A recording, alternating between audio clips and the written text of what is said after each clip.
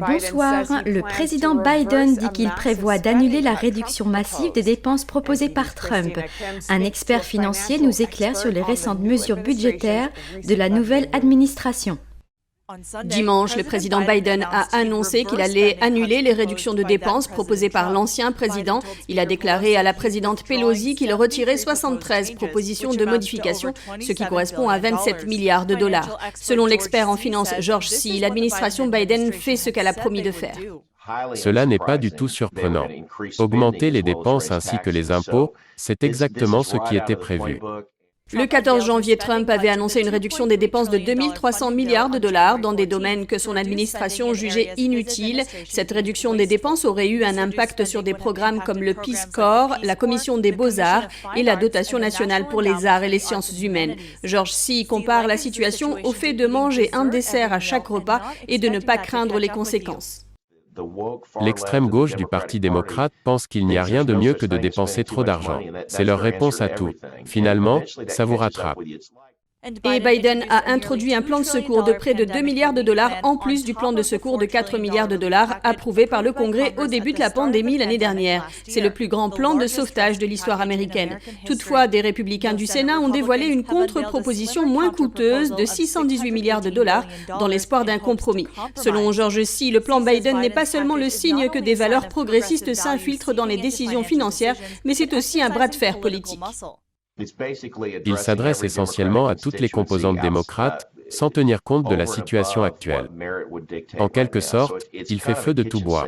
Il ne se contente pas seulement de combattre la pandémie. Il fait en sorte que toutes les communautés soient contentes pour pouvoir gagner les élections dans 2 ans et dans 4 ans.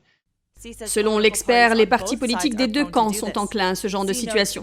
Il note que le taux d'intérêt utilisé par le gouvernement américain pour emprunter de l'argent est faible, ce qui équivaut à de l'argent gratuit, mais il met en garde contre l'impact à long terme et affirme que nous ne pourrons pas rembourser nos dettes et financer le gouvernement. Il affirme que si les Américains économisent leur argent, limitent leurs emprunts et vivent selon leurs moyens, ils pourront traverser la tempête.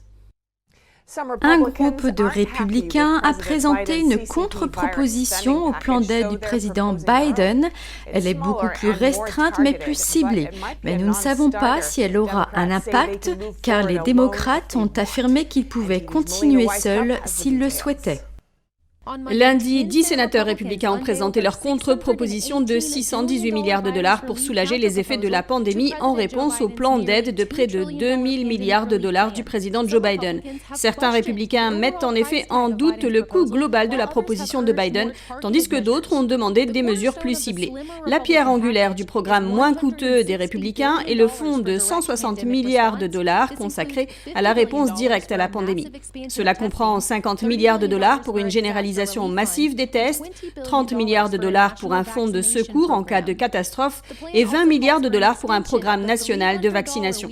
Le plan prévoit également de prolonger jusqu'en juillet la prime hebdomadaire de 300 dollars de l'assurance chômage, ce qui coûtera 130 milliards de dollars. Les républicains proposent également une série de versements directs de 1 000 dollars aux familles américaines, ce qui est inférieur au chèque de relance de 1 400 dollars proposé par Biden. Le programme républicain propose également 50 milliards de dollars d'aide aux petites entreprises, 20 milliards de dollars de subventions pour la garde d'enfants et 20 milliards de dollars pour la réouverture des écoles. Les 10 républicains étaient supposés rencontrer Biden à la Maison-Blanche lundi afin de discuter de la voie à suivre en fonction des divergences. La Chambre et le Sénat sont sur la bonne voie pour voter dès cette semaine une résolution sur le budget. Elle jetterait les bases de l'adoption d'un programme d'aide. L'administration Biden est très inquiète du coup d'État militaire en Birmanie, aussi connu sous Myanmar. Des sanctions pourraient être rétablies. La porte-parole de la Maison-Blanche affirme que l'administration actuelle est très inquiète au sujet du coup d'État militaire en Birmanie et que les États-Unis se rangeront du côté du peuple birman. Elle n'exclut pas la possibilité de nouvelles sanctions. Nous avions levé les sanctions, plutôt les États-Unis avaient levé les sanctions sur la Birmanie cette dernière décennie au vu des progrès vers la démocratie. La remise en cause de cette évolution va nécessiter une révision immédiate de nos positions et de nos sanctions. Dimanche dernier, l'armée a annoncé qu'elle détenait la chef du gouvernement, Aung San Suu Kyi, le président et d'autres membres du gouvernement. Les militaires affirment qu'ils répondent ainsi à ce qu'ils appellent une fraude électorale massive lors des élections de novembre. Ils ont déclaré l'état d'urgence et prendront le contrôle pour au moins une année. Lundi, dans un communiqué, le président Biden a appelé la communauté internationale à s'unir et a enjoint les militaires birmans à rendre immédiatement le pouvoir qu'ils ont saisi. Le communiqué du président vient d'être rendu public, déclarant entre autres que les États-Unis prennent acte de ceux qui soutiennent le peuple birman dans ces moments difficiles. S'agit-il d'un message à la Chine ? Je pense que c'est un message pour tous les pays de la région et ceux, vous savez, à qui on va demander d'agir ou de participer à fournir une réponse appropriée en réponse aux événements qui viennent de se passer ces derniers jours.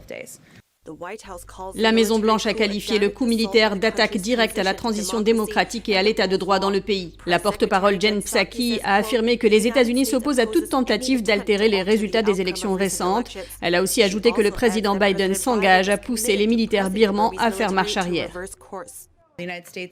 Les États-Unis restent un pays dans le monde pour lequel, vous savez, on se tourne pour prendre des décisions et ça prendra un peu de temps, mais il est décidé à s'engager à le faire. La Birmanie est un pays d'Asie du Sud-Est entouré par l'Inde, le Bangladesh, la Chine, le Laos et la Thaïlande. Il est aussi connu sous le nom de Myanmar. En 2015, Aung San Suu Kyi est devenue sa dirigeante après 50 ans de pouvoir militaire. Son parti a gagné la majorité des sièges à l'élection générale de novembre. Mais selon les militaires birmans, il y a eu des problèmes sur les listes électorales et la commission électorale n'a pas réussi à résoudre le problème. Selon une nouvelle étude, la pandémie du virus a renforcé la foi des gens, en particulier aux États-Unis. Un pasteur nous explique comment la spiritualité de la nation est impactée. Les Américains reprennent le contact avec leur spiritualité. Une enquête a révélé que près de 3 adultes américains sur 10 affirment que la pandémie a renforcé leur foi et environ 4 sur 10 disent qu'elle a resserré les liens familiaux. Selon le pasteur Bobby Bledsoe, les gens se tournent vers leur foi en période d'incertitude. Quand les gens ne peuvent plus maîtriser la situation normalement, comme ils le faisaient auparavant, cela a tendance à les pousser à se réfugier dans leurs croyances profondément enracinées. Selon lui, pour ce qui est des chrétiens, les épreuves et l'incertitude les ont rapprochés de Dieu et de leur famille. Nous passons plus de temps en famille. Nous passons moins de temps à faire les choses auxquelles nous consacrons habituellement notre temps. Et c'est le confinement qui nous a amenés à être comme ça. L'enquête a également révélé que par rapport aux autres pays, les Américains sont plus nombreux à affirmer que l'épidémie a renforcé leur foi religieuse. Selon le pasteur, cela s'explique par le fait que l'Amérique a été fondée sur des valeurs judéo-chrétiennes et qu'elle protège la liberté de religion, contrairement aux pays socialistes et communistes. Il se souvient d'une époque où il prêchait à Cuba. J'ai demandé à l'interprète de traduire ce que je disais sur le dictateur, mais il n'a pas voulu le faire. Il a dit « Je ne peux pas dire cela parce que le gouvernement emploie des espions dans l'Église. Et vous serez expulsés et moi je serai emprisonné. Nous ne sommes pas autorisés à parler de notre président et notre leader. » Certains disent que la foi pendant la pandémie a des conséquences aussi bien positives que négatives. Le pasteur affirme quant à lui que nous avons tous un lien profond avec une puissance supérieure. Il pense que l'Église pourrait être poursuivie pour avoir défié les réglementations gouvernementales, mais qu'elle connaîtra aussi son heure de gloire. Pour les gens qui avaient des églises qui dépendaient de culte de la personnalité ou de la célébrité, peut-être que leurs églises à eux sont en difficulté.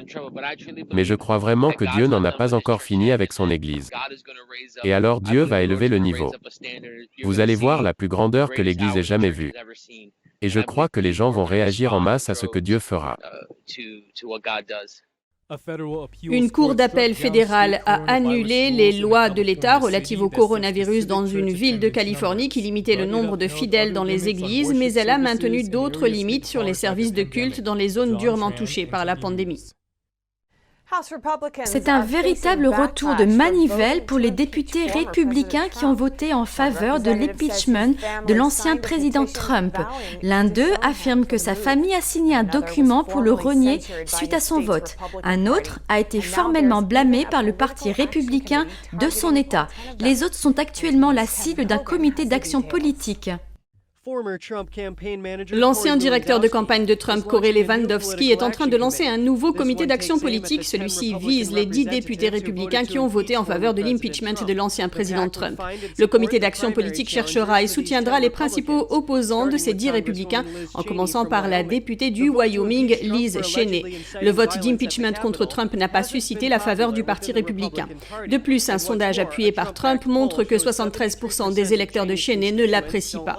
Le député Adam Kinzinger de l'Illinois a dit au site d'information Business Insider que sa propre famille fait circuler une pétition pour le désavouer. Dans une interview, il affirme que sa famille l'a renié car, selon elle, il fait désormais partie de l'armée du diable. En Caroline du Sud, le Parti républicain de l'État a formellement blâmé le député Tom Rice pour avoir voté en faveur de l'impeachment de Trump. Le parti a affirmé que le fait de mettre en accusation un président alors qu'il quitte ses fonctions n'est jamais légitime et n'est rien d'autre qu'un coup de pied politique sur le chemin de la sortie.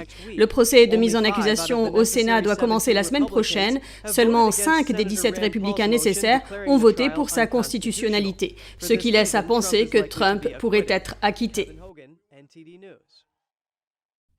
L'ancien président Trump a nommé les 2 nouveaux avocats qui le défendront dans le procès de mise en accusation.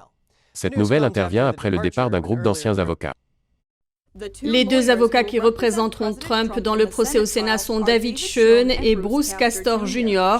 Schoen est un avocat d'Alabama et Castor un ancien procureur de Pennsylvanie. Cette annonce intervient un jour après que les médias aient annoncé qu'un groupe d'avocats de Caroline du Sud avait quitté la défense. Ils ont cité des sources anonymes. Les informations font état de divergences sur la stratégie de la défense. La nouvelle équipe a environ une semaine pour se préparer. Les plaidoiries d'ouverture sont prévues la semaine prochaine. La Chambre, contrôlée par les démocrates, a voté à 232 voix contre 197 pour mettre en accusation Trump sur la base d'un seul article de mise en accusation. Elle allègue que le président a incité à une insurrection qui a causé l'assaut du Capitole américain le 6 janvier. La mise en accusation s'est faite en une seule séance de 7 heures et a été critiquée par les républicains pour sa rapidité et son manque de procédure régulière. Selon l'avocat Castor, le procès à venir pourrait mettre à l'épreuve la force de la Constitution américaine. L'ancien président Trump vient d'être à nouveau proposé pour le prix Nobel de la paix. Cette fois-ci par un membre estonien du Parlement européen. Un lauréat sera désigné en novembre prochain. Jack Madison a expliqué sur les médias sociaux pourquoi il propose la candidature de Trump, mentionnant les accords de paix au Moyen-Orient et le fait que Trump est le seul président américain de ces 30 dernières années à ne pas avoir déclenché une guerre. L'année dernière, Trump a été proposé par Christian Tybring-Gjedde, membre du Parlement norvégien. Dans une interview avec Fox, il a cité les efforts de Trump pour instaurer la paix. Le gendre de Trump, Jared Kushner, a également été nominé séparément pour un prix Nobel. Un ancien professeur de Harvard a proposé sa candidature et a déclaré que Kushner et son associé Avi Berkovitz ont contribué à la préparation des accords de paix au Moyen-Orient, qui concernent Israël, les Émirats arabes unis, Bahreïn, le Maroc et le Soudan. La toute nouvelle législatrice républicaine Marjorie Greene affirme qu'elle ne reculera pas et qu'elle continuera toujours à se battre pour le peuple. Elle est au centre de la controverse au Congrès après avoir déposé des articles de mise en accusation contre le président Biden. La députée de Géorgie, Marjorie Greene, nouvellement élue, dit avoir reçu un appel de l'ancien président Trump. Elle a écrit sur Twitter « J'ai reçu un grand appel de mon président préféré de tous les temps, le président Trump », ajoutant qu'elle était très reconnaissante de son soutien.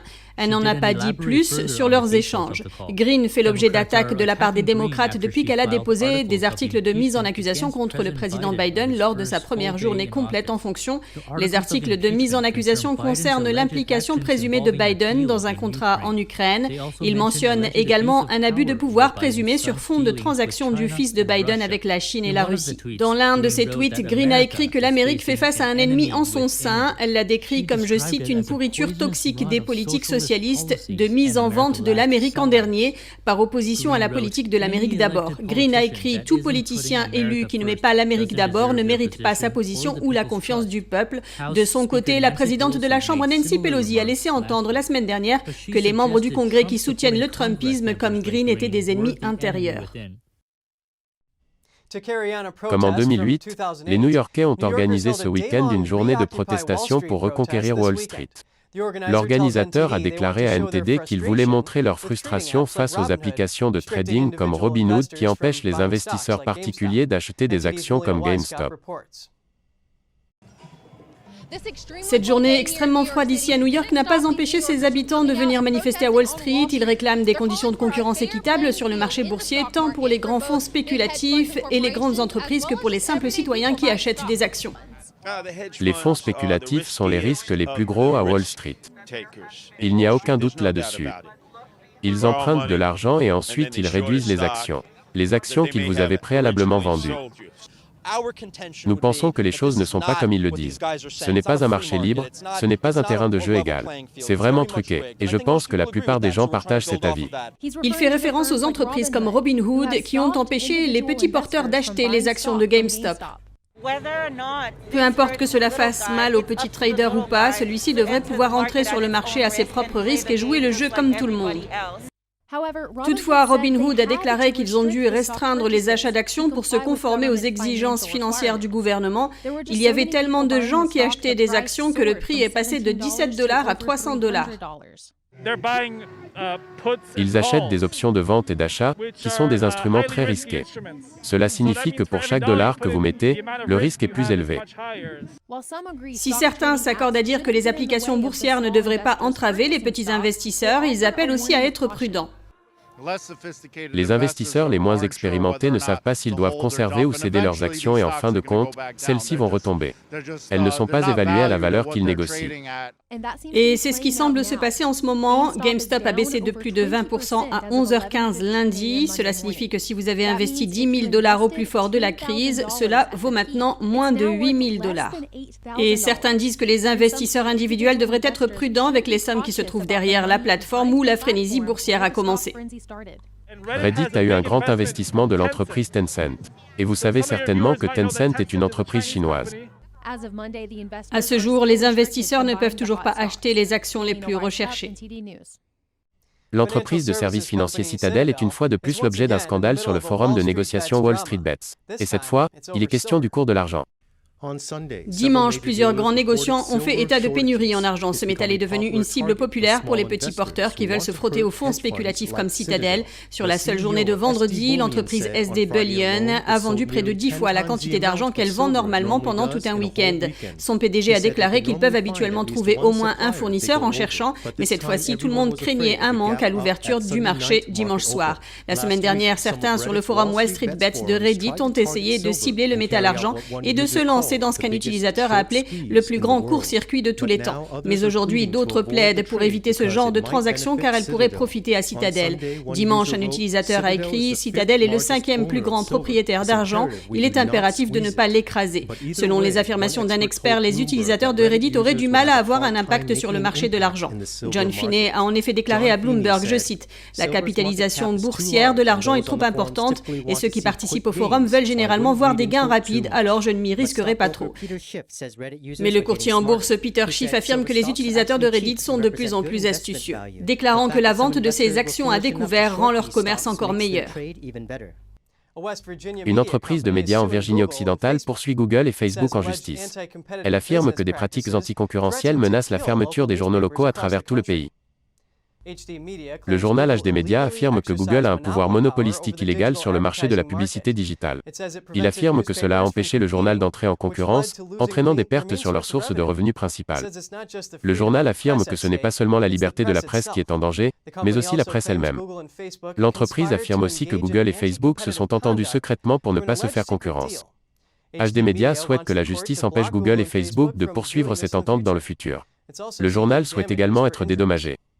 Pour éviter la censure de YouTube, vous pouvez vous rendre dès maintenant sur notre site internet et vous inscrire à la newsletter pour pouvoir recevoir toutes les informations et continuer à nous suivre sur la toile. Par ailleurs, vous pouvez également nous retrouver sur les plateformes Odyssey et Rumble.